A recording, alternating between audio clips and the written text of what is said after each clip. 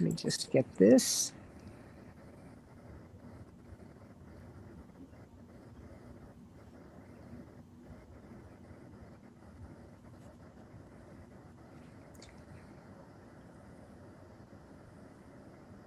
We're coming up in 10.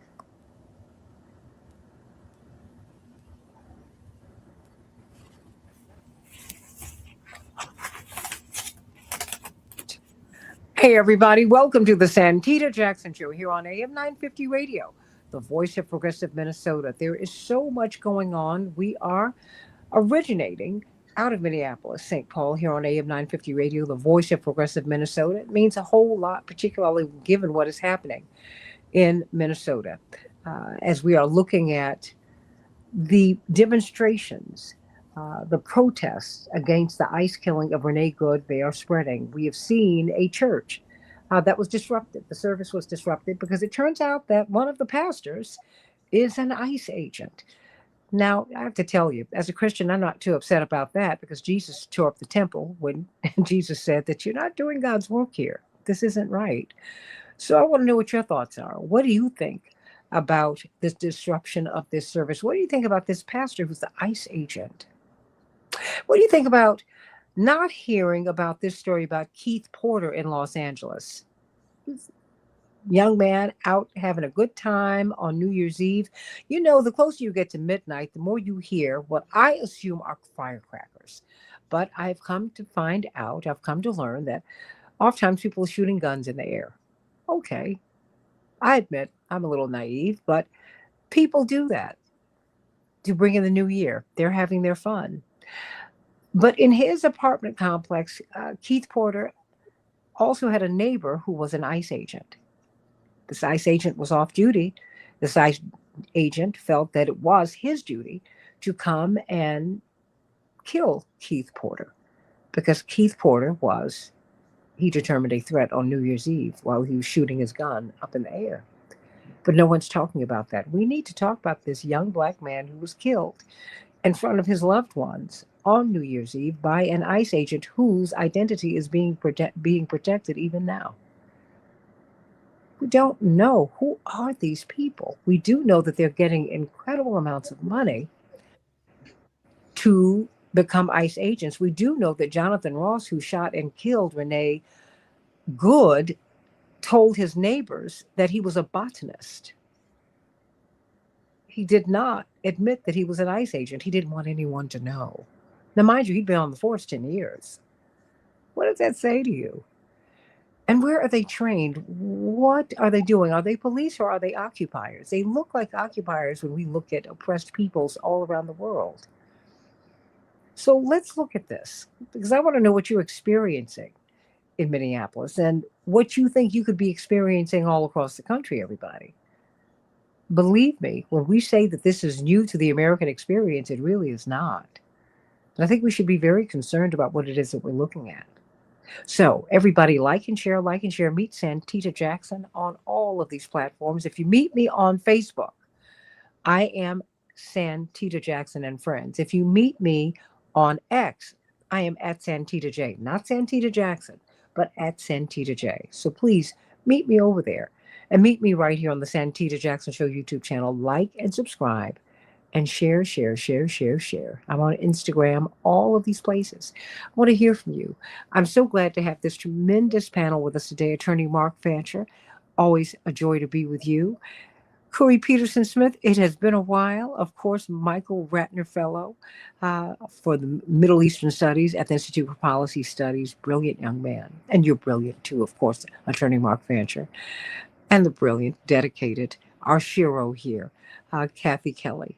World Beyond War. She has been their board president and has just been a freedom fighter for a very long time. Let me start with you, Kathy Kelly. What do you make of the killing of Renee Good? We find out that she was shot 4 times. Jonathan Ross actually pulled out his phone and captured this horrifying moment. What do you make of this? And now you see the protesters are not letting up, it seems. So you tell me, what did you see And what do you see going down the road, Kathy Kelly? You know, it troubled me a lot when I was seeing dissenters being punished. For instance, in Chicago, when students, this was more than 2 years ago now, had set up their tent encampments. I felt that punishment was unwarranted and unfair and miserably unfortunate. But for someone to be punished to death, just murdered, without having even expressed a threat or much dissent, and that certainly is something that cannot be allowed as normal. And I think that protesters in Minnesota realize that something very, very serious is at stake.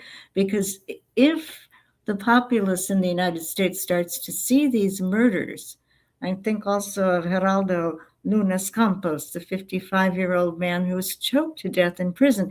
If people write those off as, oh, well, that's becoming more and more normal, then I think the ICE tactics will increasingly represent Gestapo. And I think places like, the prison in El Paso, Camp Montana, or the Alligator Alcatraz in Florida, those will become more and more like concentration camps where people are tortured and at risk of being killed if they express any dissent. So I bless the Minnesota protesters, and I think that it's crucial that kind of protest and witness and standing up, insisting that those who have authority in legislative work must start to take a stand and curb a president and the sycophants serving him, so that we aren't pushed further and further toward fascism. Well, do you think that we're in it already? Oh, yes.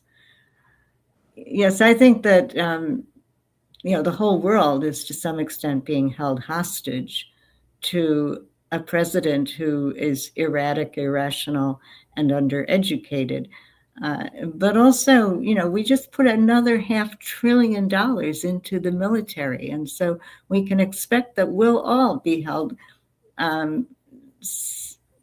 somewhat hostage to a military that could annihilate every species and every person on the planet with the nuclear weapons buildup, and an increasing readiness to use militarism to solve problems when there hasn't even been any kind of negotiation, discussion, or understanding. And the other thing I would just add is that the U.S. partnering with Israel and Prime Minister Benjamin Netanyahu to commit ongoing genocide against Palestinians is also going to erode any kinds of checks and balances through international law, through accountability, or the measures that you would think could start to rein in the viciousness that's being shown toward Palestinians in the West Bank and Gaza. Do you see a tie between Gaza and Minneapolis and Chicago and Los Angeles? And well, there's a young fellow, Mohammed Shahida, who I believe is writing from Denmark. He's Gazan himself. And he says Gaza could be the canary in the coal mine. That, when there's surveillance being used to track people down as though they're your prey, and then those people are killed with snipers' bullets, or their tents are bombed, their children are killed. That kind of surveillance technology is produced in the United States, sold by the United States, and certainly could be used here in the United States. Corey Peterson Smith, what do you make of what we're seeing? Let's just start with you, because I haven't gotten your impressions of the killing of Renee Good. You've got the physician who asked, well, first of all, he said, bro, I'm not mad at you. You keep on going from there. I'm getting an echo. Okay. So I think, well, get that. Okay. And I mean, just we saw these things play out. You saw the physician who said, "Wait, may I?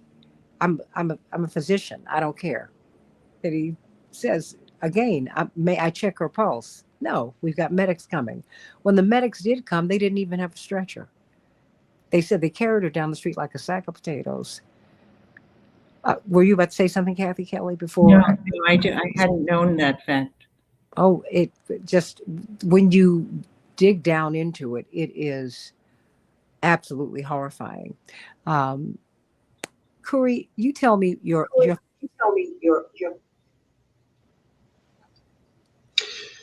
Yeah, well, I'm grateful to be here with you. And I will say what I have been thinking about.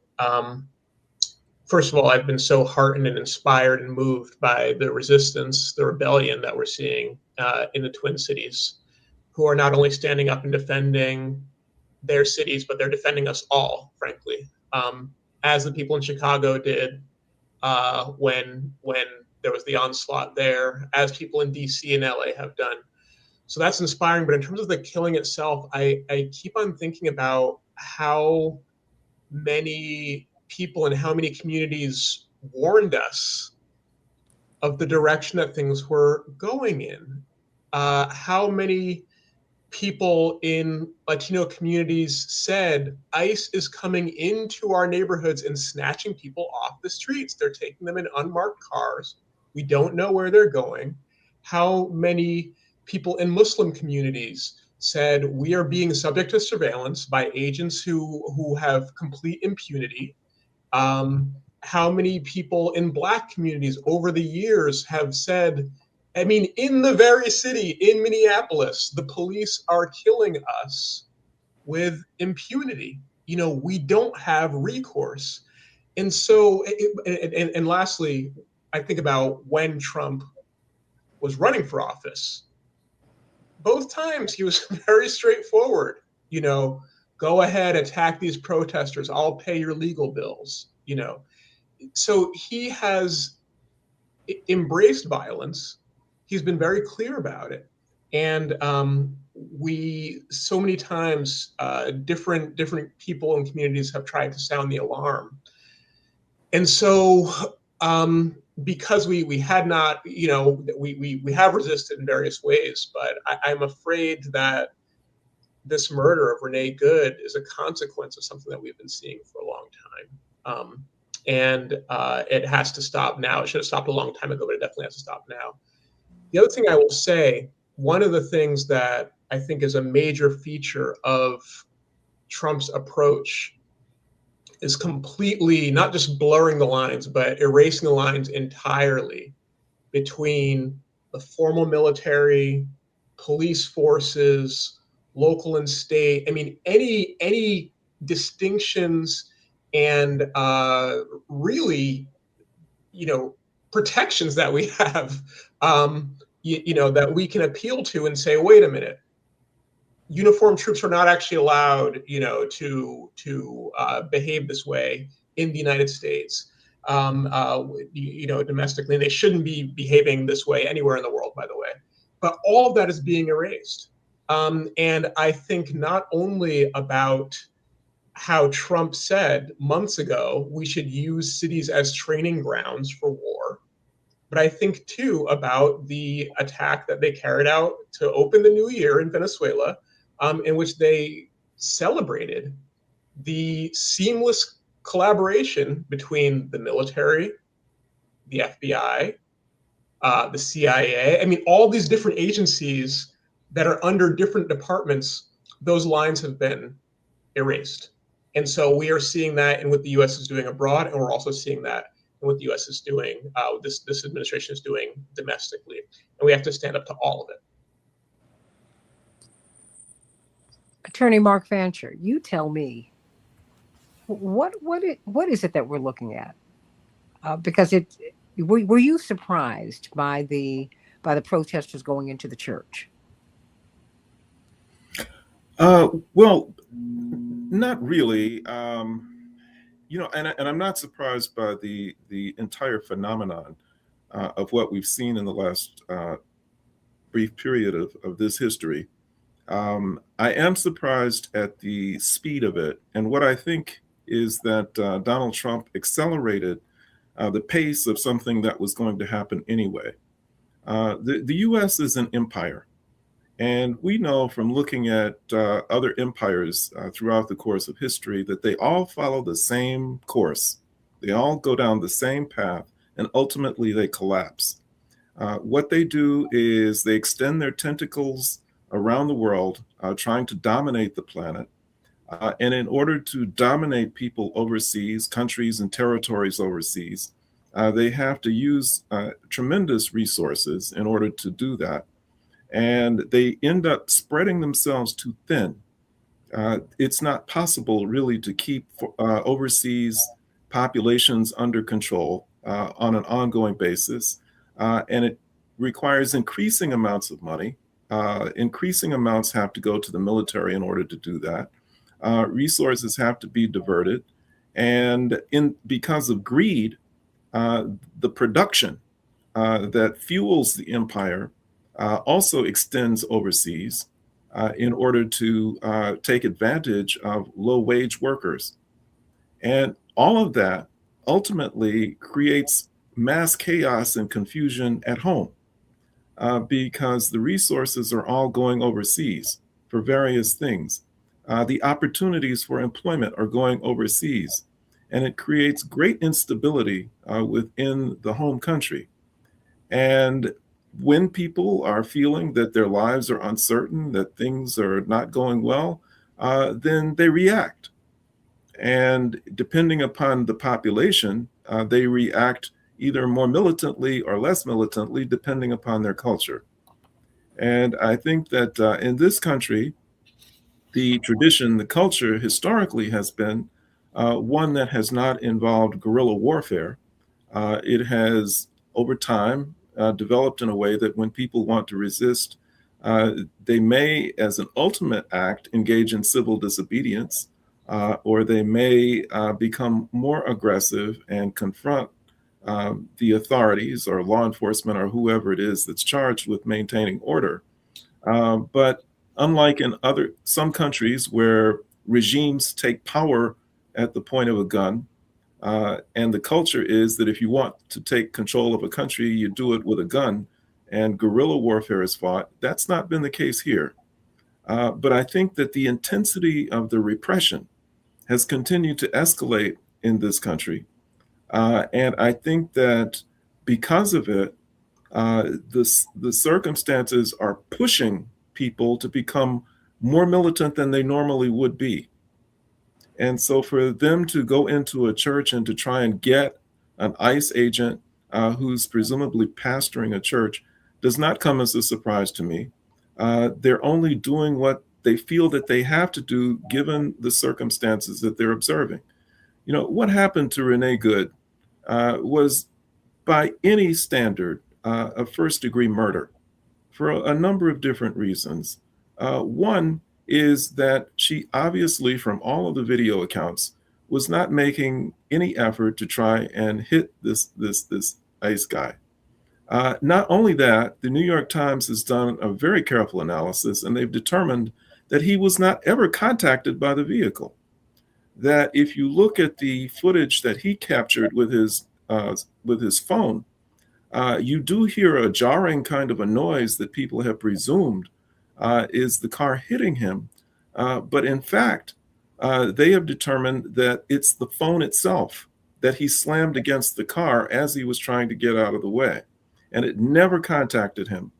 The other thing that to me is the most significant is that after she was first confronted by the other agent, she put the car in reverse and started to back away. We can see from looking at frame by frame that the killer was removing his gun as she was backing up, which is indication, evidence of the fact that it was his intent to shoot her, regardless of what she did. This was not a reaction to the vehicle coming toward him because he was unholstering his pistol as she was backing up. Further evidence of his intent is the number of rounds that he fired and the angle that he fired them from. This was not a man who was shooting into the front of the vehicle in order to stop an oncoming car. It was a man who had already avoided all danger. The vehicle was traveling away from him, and he was firing from the side. So all of these things together, really are pretty compelling evidence of a first-degree murder. And when people see this type of thing, then they become very, very upset, understandably. And their actions, their reactions, their protests and manifestations become more militant than I think they ordinarily would have been, given the culture of protest in this country. What do you see? Do you see the protest in the church as? Do you see the protest? Is that a sign that protests are gathering steam, Mark? Is it a sign that they're growing? What does it mean to you when you see? And I'm going to open this up, of course, to you, Kathy Kelly, and to you, Corey Peterson Smith. I mean, because going into a church that was bold, it's not shocking to me, but I guess I was more stunned that the co-pastor is an ICE agent. I said, how does he preach the gospel? Yeah. And I think that that's the question that probably was on the minds of many of the people who went in there. That it's not just that he's an ICE agent, but he's engaged in that type of activity and also holding himself out to be a man of God, which is a contradiction that is in the minds of many just a step too far over the line. And you mentioned Jesus' cleansing of the temple.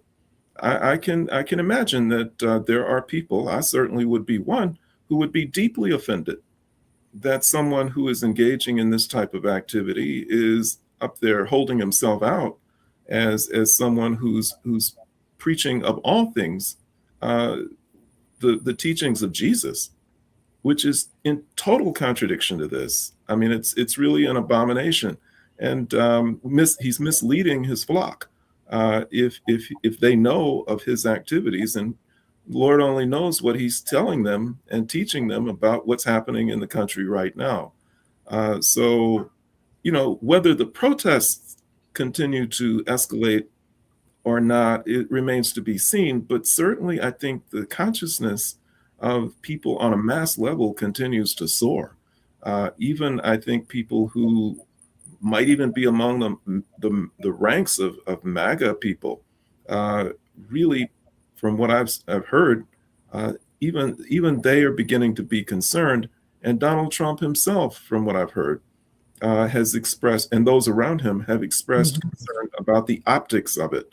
I'm sure that he doesn't care at all about the human cost of what ICE has done, but I think that from what I've heard, there is concern about how this looks.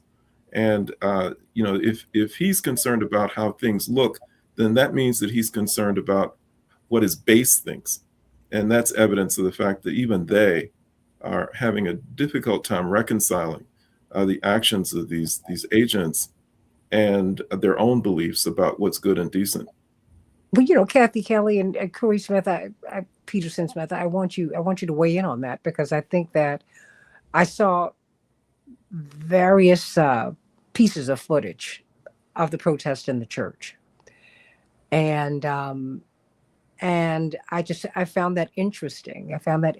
Because my family comes from the Southern Christian Leadership Conference, which was the organization that Dr. King and Reverend Fred Shuttlesworth and others co-founded.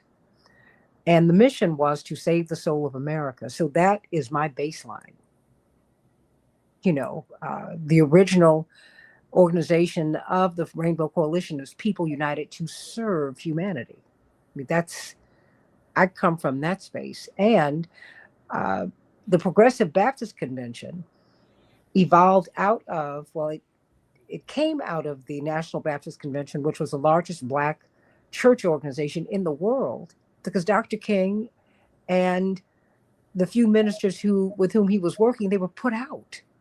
In fact, there was a death at the National Baptist Convention that really prompted them leaving the National Baptist Convention because someone was pushed off the stage and died.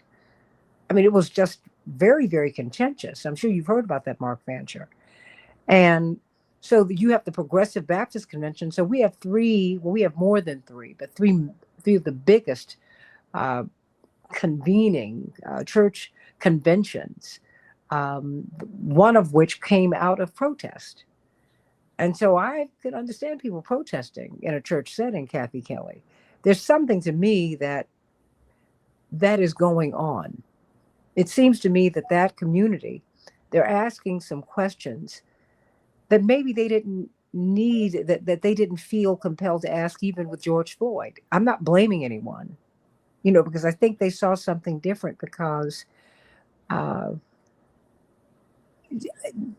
think to see this young woman, this white mother, and when you find out that she had 3 children and she just dropped her 6-year-old off at school, I mean, my goodness. And her neighbors, I can't even imagine, because it's very clear the lived experience of Daniela Frazier, who live streamed the killing of George Floyd, and the lived experiences of Renee Good's neighborhood, very different. Because Daniela expected, tragically, at 17, for this man to die. She knew that that's where this was going. Nothing good was going to come of it.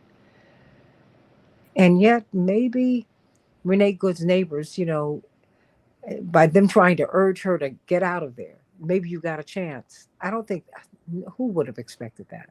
But it seems like something else is going on here, Kathy Kelly, with them going into the church and confronting this pastor. In Chicago at the Holy Name Cathedral, some years ago, a group of young people in their early 20s were so troubled by the United States war making. And I'd have to look it up, but I think this was with regard to the war in Iraq. Mm-hmm. And they went into the cathedral, and they had bags of their own blood underneath their coats. And their plan was to lie down and pour the blood on top of themselves as a representation of victims who were dying in another land. And an usher saw what they were doing, and there was a scuffle, and the blood spurted out, and it stained carpet and a few chairs. The cathedral was under renovation, and so people were seated in chairs. So this group was jailed, and they got out on bail. They were given huge fines, and it seemed to me that the better thing for the hierarchs in Chicago would have been to acknowledge the wrongfulness of murder and mayhem in other places all around the world, to acknowledge that doesn't square with Christianity. But that teachable moment was kind of lost, and it seemed like there was more of an acknowledgement of this stain on a carpet. And I'm sure for the young people, they paid a high price. One of them had to leave his campus, his university campus. Anyway, I think that churches do have a big responsibility right now. Churches and synagogues and mosques and places where people come together to, seek a better way of living and be guided by people whom they respect. Those respected leaders have a big responsibility right now to speak out. And I think that fearlessness is what is so required right now, not to buckle under to or be obeisant to President Trump and those whom he can manipulate to cause harm to people. It's a real critical time for people not to be silent and not to be governed by their fears. Corey, what is your reaction to that? And do you think that younger people, people of your generation, are they willing to push the envelope further. I mean, as my own parents did, what, 60 years ago. I mean, their parents, hardworking people, wondered, what are you doing? You're going to be what? You know this, Mark. You're going to be arrested? What? Well, you better get that degree and get out of there. What are you talking about? I mean, looking back, you can see what they were doing was so important. But in real time, you could be disappeared in a jail. That can happen now. But that was an even greater probability then. What do you make of this moment? I mean, are young people wanting to push harder, push further? Well, first of all, I want us to consider what people of every generation, but particularly younger folks, have taken in over these past several years. And I think that, for better or for worse, Minneapolis is a particularly useful site to consider that question. I mean, think about folks who, prior to the murder of George Floyd, there were those of us who knew that the police terrorized our communities, and there was all kinds of horrific oppression happening. And there were those who didn't know. And then we saw the murder of George Floyd. And there were many people who said, oh my goodness, I didn't realize that it was that bad. I didn't realize that the police could strangle a Black man to death in broad daylight. That was a moment of revelation for many. And there were uprisings across the country, but in that city in particular, centered in that city, and many people who had not been part of the previous Black Lives Matter protests found themselves in these militant, rebellious protests in Minneapolis in 2020. And there were still those who said, well, I think that the murder of George Floyd is terrible, but I'm not sure about these protests. Well, consider what those people have taken in over these past 5 years, what they've just witnessed. And so many people for whom this world and the kind of the worst of this world and the worst of this country is being revealed. A lot of those people are on the streets now in Minneapolis. People who never saw themselves going to a protest are now saying, I'm going to take this to the church because we have rebelled, and yet we're still dealing with this problem. I mean, brother Mark speaks quite eloquently, compellingly about how resistance movements around the world evolve. We're seeing an evolution. I mean, what people have witnessed is compelling them to be more and more confrontational. So that's the first thing. The other thing is that the oppression that we're seeing, particularly by ICE, is multidimensional. It is everywhere. And so we should expect resistance to be everywhere. I mean, they have enlisted churches in the oppression. Trump said, yeah, we will raid your churches. They said that. They said that months ago. They said that last year. And so, I mean, in this church, evidently, has an ICE agent working as a pastor. So if they are making churches sites of anti-immigrant oppression, if they are allowing ICE agents to be pastors, then they should expect protests in the churches.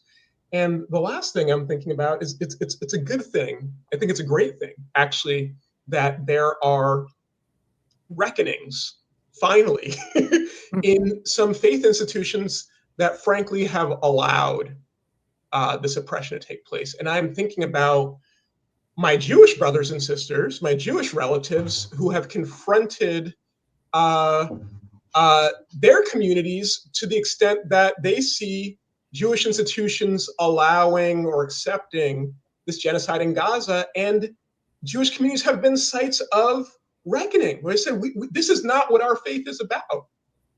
And now we see that in Christian churches as well, right? Saying that if you're going to use our church, our faith institutions to oppress others, that's not the Christianity that I'm for. So this all makes sense to me, and this kind of reckoning, I think, is extremely important. And it's important for many reasons, but one is that there are a lot of people who can see themselves, I think, in the faces of those standing up in that church and confronting that ICE agent pastor, inviting more and more people into the movement. That's important. Mark Fancher, why do you think?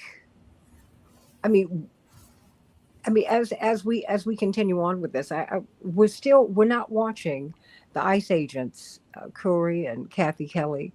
They're not tamping down their actions, their tactics.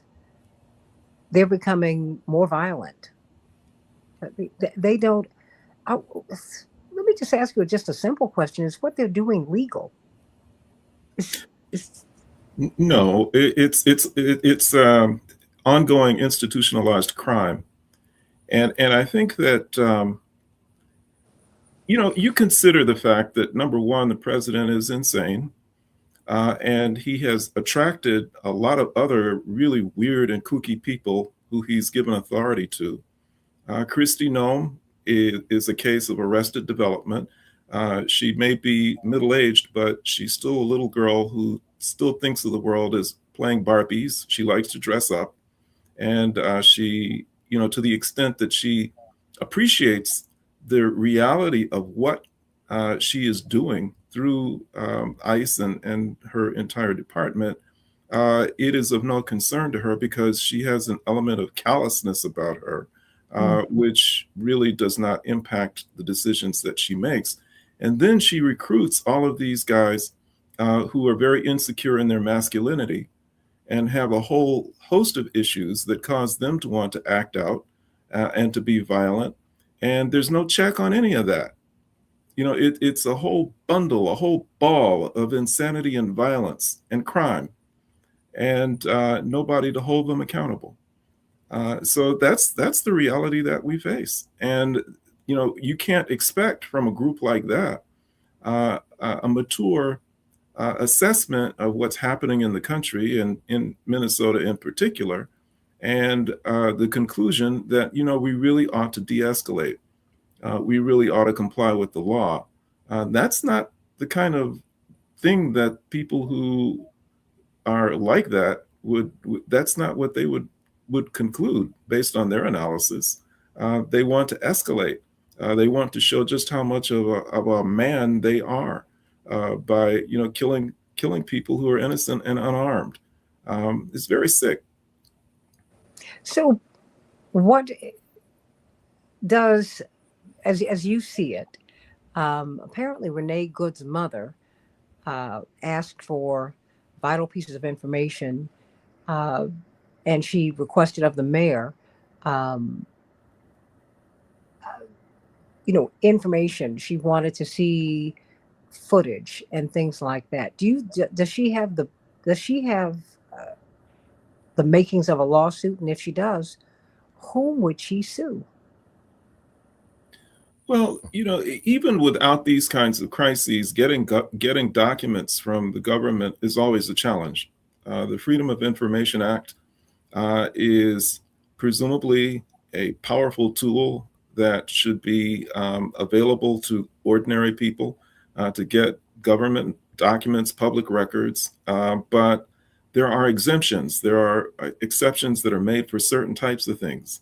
And when there is a request for records that are part of a case or an incident that is under active police investigation, then they're within the bounds of the law to say that we're not going to turn that over to you.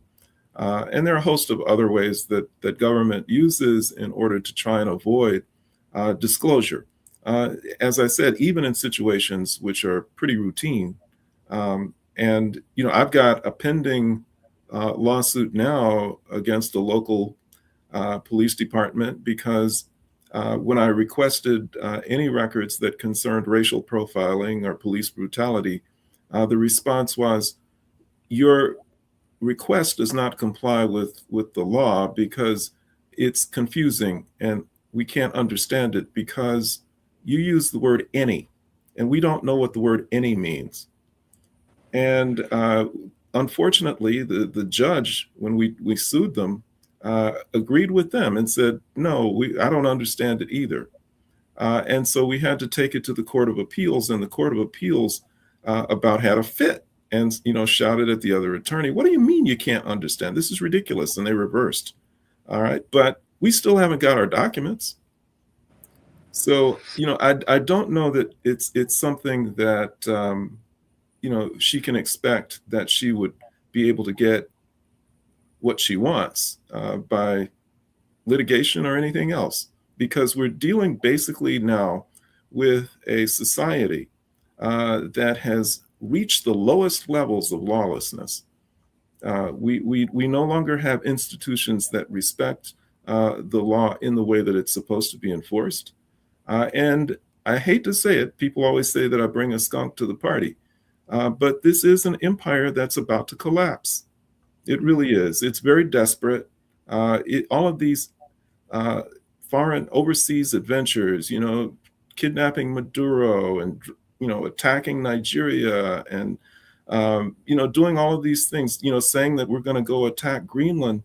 This is an empire that's very desperate. Its economy is shot.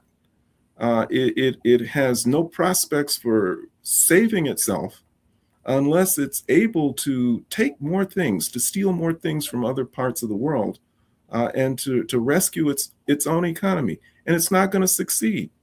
This is a society that's on the verge of collapse. And I really think that rather than our trying to figure out how we can use the existing institutions, existing governmental mechanisms and processes in order to try and quote unquote save democracy, I think that ship sailed a long time ago. I think we really have to prepare for the collapse and start making plans for what we want to build out of the rubble. What would the collapse look like? Oh, I really don't like to think about it. I think it's just total chaos, disaster, economic collapse, social breakdown, failure of government to be able to provide the most basic services. Really this country becoming a basket case. And I think we're on the verge of that.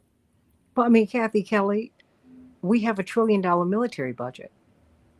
We've got $38 trillion of debt that we cannot possibly repay. Our priorities are so off. And, Dr. King said that the bombs we drop overseas will explode at home. Is that what we're seeing now with ICE? Well, and I think there's also, to add another layer, the potential for ecological collapse. And we're certainly going to see more and more disasters and ensuing chaos that will be caused by the climate, which is completely taken off of the agendas of the people who ought to have some accountability to try to bring about at least a hope of a survivable future for next generation. So I think everything that Mark has said should be carefully taken on board, or, Corey used the word reckoning. We have to reckon with the world that we're really moving into, not one that we might fantasize would be a calmer and more sane world. It is true, though, that, we've built up in this country one of the largest carceral institutions in the world. And it's been a very cruel and racist institution. And it is true that, we have broken into other people's countries, robbed their resources, killed millions in the forever wars, and wars that have gone on for in Afghanistan. It was 20 years. So our ability to sow chaos and overthrow elsewhere in the world has been steady and horrific and criminal. But I think that at least the question, who are the criminals, I think sadly and tragically becomes more focused when George Floyd is murdered, when Renee Good is murdered, when Geraldo Lunas Campos, his last words were "No puedo respirar," I can't breathe. Mm-hmm. The same as George Floyd's. And he, he was being put into a segregation unit, taken there without his meds, and he didn't want to go in because he didn't want to be separated from his medicines. And it's believe I'm somebody who has spent 18 months in federal prison, Mm-hmm. and it's very, very believable to me that somebody would just be ignored once they're put into another part of the prison and they're trying to retrieve their property. So, but at any rate, should he have been killed under those circumstances? So we have to make sure that those names stay with us, because they're like pins that pin us to reality and make us look in the mirror and reckon with who we really are. Well, I mean, Corey, do you believe that we're a society in trouble? Oh, deeply in trouble. I mean, and it's been in trouble for a long time. Mm-hmm. We just celebrated Martin Luther King Day, and I always think about the speech that Dr. King gave when he came out very publicly in opposition of the U.S. war in Vietnam, and he said, a country that spent, I'm going to paraphrase, I won't get it as right as Dr. King, but a country that spends more on war than on feeding its poor people is the country that's approaching spiritual death. This is a quote that I've heard over the years in the peace movement again and again. And my only qualm is I don't think that the word approaching is appropriate. I mean, I think that what we have been living in spiritual death. I mean, this has been, choose your indicator, the school shootings, the skyrocketing, drug addiction. In so many ways, this society is deeply unwell. But I think you're also asking on a more structural level, and to speak to what Mark and Kathy have spoken to about where is this headed, and I appreciate that we're taking that big step back, and I really appreciate that Mark and Kathy are talking about the connection between what this country does around the world and what happens here domestically, which is extremely important, which I think we have tended to miss in this country, at least during my lifetime, and I hope more and more people see it. So just to think about that big step back, I've been thinking a lot about this president's phrase, "He wants to make America great again," and what is he actually talking about? Because there is a point of reference, and I think that it is the case that this country enjoyed well over a century of being a rising power, invading and occupying all kinds of countries around the world. After, of course, and during having fought the indigenous population of this place, right? And then after World War II emerged as one of the world's two superpowers. And with that status, crafted a whole economic arrangement and set of military alliances like NATO, which we're hearing a lot about, and a whole kind of put itself at the center of a human rights infrastructure in the form of the United Nations and so on. And the U.S. used that position to really benefit itself. The people running this country did quite well for themselves. The people in the political class, the rich, the corporations, they really enjoyed that superpower status. And especially, I think, after World War II. And so I think when Donald Trump says, "I want to make America great again," he's trying to go back to that moment, of the U.S. being able to rule and not really be threatened by a rival. And there's a lot to say about that history. I don't think that it was ever great, actually, for the majority of people who live here. It certainly wasn't great for the people around the world. But I also don't think that it is possible to go back to that kind of fantasy. I think there's a fantasy he wants to go back to. And I just don't think it's possible. I don't think that the US achieved the status it did because of some American greatness or ingenuity or whatever, that there's something special or exceptional about us as Americans. I don't think that was it. I think that there were some particular historical circumstances that were that context for that moment. And I don't think that they're coming back. So the problem is the distance between the fantasy of great again and the reality that fantasy is not going to happen. I think he's going to fill that distance with violence. I think that when people call attention to the reality, what the policies of this country are doing to people economically, what it's doing to people socially, and when he says, well, the problem is immigrants, and if you don't like that, I'm going to come in with the iron fist. That is really the approach to those who don't want to buy into the great again fantasy. So are we in trouble? Yeah. And they've got more trouble planned. But I have to say, what I am seeing in the streets of Minneapolis in the form of resistance is so profoundly heartening. It is not coming out of nowhere again. I am sure that there's a lot of folks leading today in Minneapolis who learned in 2020 how to fight. And there's a lot of young people who grew up witnessing that rebellion in 2020 and are now in the streets today.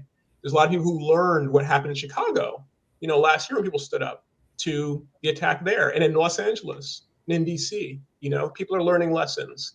And that is incredibly hopeful. And I think that the challenge is to just make sure that while we're resisting all of these many attacks in the day-to-day, that we don't let our vision be so narrowed just on the particular thing in front of us. We have to have a more expansive view because there's a lot out here to be dismantled. This didn't come out of nowhere. So I just hope that our roots are really deep as we fight. Kathy Kelly, as we close, what should we be looking at? It's because we're seeing a lot on a lot of different fronts. I mean, we're looking at Minneapolis, we're looking at Venezuela, we're looking at Greenland, we're looking at Iran, we're looking at Gaza. I mean, and it seems like and they almost, Mark and Corey and Kathy Kelly, there was an attempted coup in Burkina Faso that no one's talking about, right? They were trying to take Traoré out, who is giving people so much hope, not just in Africa, but all around the world, taking this stand for sovereignty in the Sahel. And, because that's what many people agree, that the strike in northern Nigeria at the tip of Burkina Faso was really about that. So, I mean, what is our takeaway in this moment? And as we look at really seeking to have a world beyond war, as we celebrate and commemorate the life and works of Reverend Dr. Martin Luther King, who was, many people believe that ultimately, Reverend Wyatt T. Walker said that his Beyond Vietnam War speech, he came up to him after he came out the pulpit, he said, "You have just signed your death warrant." He said, "I know, but it was the right thing to do." All of his staff members, including my parents, said, we knew. And Kathy Kelly, he was killed a year to the day, to the minute that he gave that speech.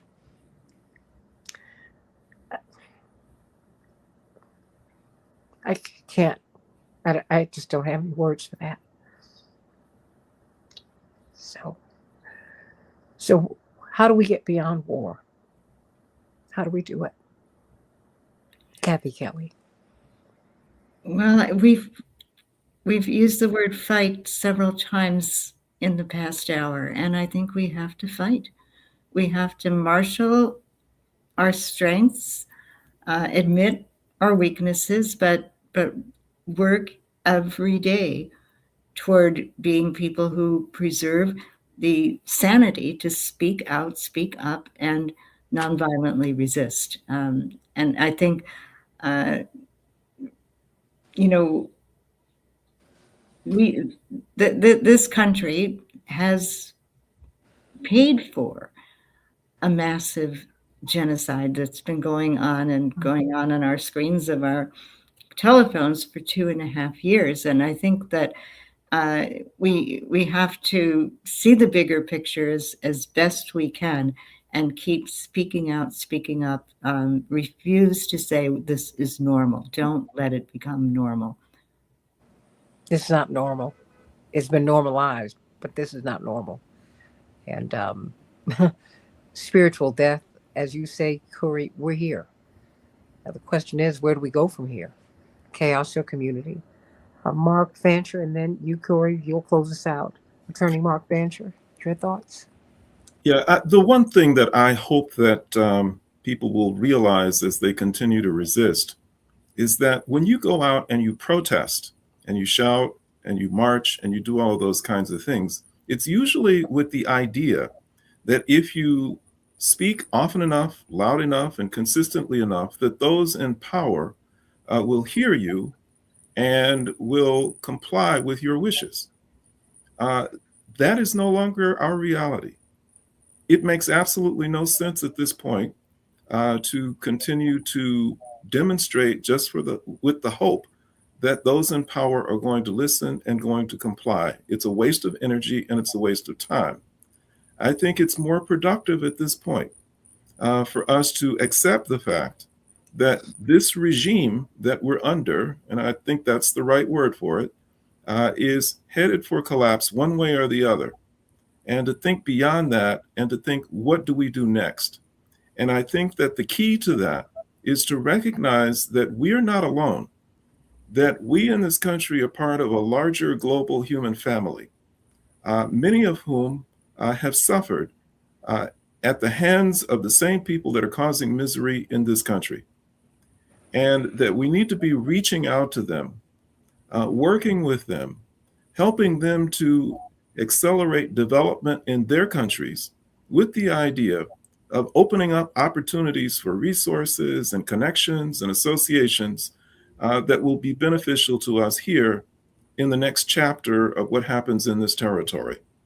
But I think we need to think about building now, as opposed to asking with hat in hand for those who have the power, the reins of power, to do the things that we want. And the final thing I'll say is this. I think Curry is right that the objectives that Trump has right now are based on trying to reestablish what was in terms of the superpower, the glorious superpower days. But I don't think that originates with him. I think that what he does is he listens to people that he wants to listen to. And there are a lot of billionaires and oligarchs who are urging him on, pushing him to do what he's doing. And that earlier in his career, Make America Great Again was code for Make America White Again. That was when he was listening to his base, who is a large population of white workers who are terribly afraid of becoming a minority in this country. And so he is just an individual who's taking cues from a number of different people, which tells me that we really should not focus too much on him, but on the phenomenon and on the institutions that he is the nominal head of. Curry Peterson Smith, you got the final word. Well, thank you, and I'll give the final word to Dr. King. I'm so grateful we're talking about so much today, and I just think about the last speech he gave. He talked about going to the mountaintop.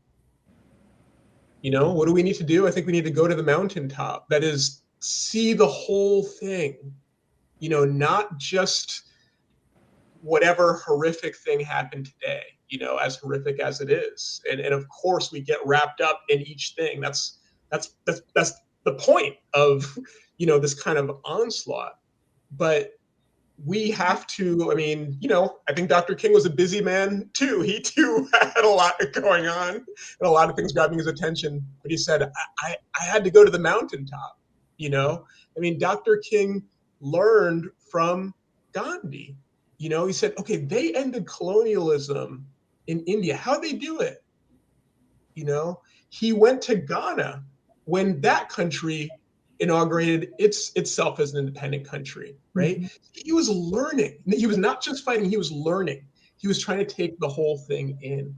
I think that is what we have to do today. This country and our school system, and that's all of us, whether you have, not graduated high school or whether you've got a PhD. This education system is not about telling us about how all this works in a way that we can transform it for just purposes. And we've got to do that. We've got to take that on. That's our responsibilities to learn and understand as we fight. So that's what I hope we do more of. Amen to that. Dr. King told Harry Belafonte shortly before he was killed that all of these rights to attain our civil rights were the right fights. He said we needed the right to vote, fair housing, all of these other rights. He said, but when I look at America, I see a house on fire. And I fear that I've sent my people into a house that is on fire. And I think we've got to decide whether we're going to be in the house and burn it up, or if we're going to be the fire men and women who put the fire out. Think about that, everybody. Make America great again. America has the opportunity to become great going forward. America cannot be great when you genocide indigenous people, when you enslave African peoples, when you put your foot on the necks of poor white people, deny women the right to vote, mistreat people all around the world, overthrow their governments, their democratically elected governments. We can keep going on and on and on and on and on. Where do we go from here? Chaos or community? And it's not just a community in the United States, it's a world community. We are one human family. Injustice anywhere is a threat to justice everywhere. There's a connection between us and Gaza and the aspirations of the people of the Sahel, the aspirations of the people in North Korea. Yes, I said North Korea. Everywhere, everywhere, everywhere. People yearn to breathe free, and they yearn to be respected and protected. And as my father says, slave masters never retire. So guess what? The fight for your liberty, the fight for justice is an eternally ongoing one, and you must be vigilant and you must get in it. Your freedom, if you want to possess it, it's not going to be given to you. You must fight it and win it. Think about that, everybody. Kathy Kelly, for all of the work that you have done, fighting for peace, really working toward peace. Thank you. Attorney Mark Fancher, the freedom fighter that you are. Thank you. Curry Peterson Smith, you give us hope for the future. I am Santita Jackson. Everybody like and share the show. May God bless you real good. AM 950 Radio, the voice of progressive Minnesota. Kathy Kelly, Mark Fancher, Curry Peterson Smith, thank you very, very much. Thank you. Thank you. Pardon me for getting a little emotional, but I think about these things. And Dr. King was 39. I don't think he had $100 in the bank. Really? Oh, yeah. And he was considering a fast unto the point of death. He battled depression. And J. Edgar Hoover knew that because they do these psychological profiles of you, and they were trying to drive him to suicide. When his grandmother died, when he was a little boy, jumped off the second floor of his house. He was somebody who felt things very deeply. And like most geniuses, he, struggled. And when they performed the autopsy, they saw that he had the heart of a man who was about 70. He was a chain smoker. But he lived under such pressure. And J. Edgar Hoover and our government meant for him to kill himself, or they were going to do it. And there we are. And I just can't shake when it hit me that he not only died April 4th, 1968, and that he spoke against the war April 4th, 1967, 6 o'clock in the evening. I went to my mother and said, wait. He was killed a year to the day to the minute. What? And when I grew up with Reverend Bevel and Reverend Walker and C.T. Vivian. I mean, these are people who we read about. These are people I knew. I grew up with them. And they killed Dr. King in front of all of them. And it was designed, my father said it sounded like a missile. And when you go to the Lorraine Motel, my father was about 6'3". I don't know how he fit in the room because his head touched the, he had to duck into the rooms because he's a tall, big guy, and it's a very small motel. And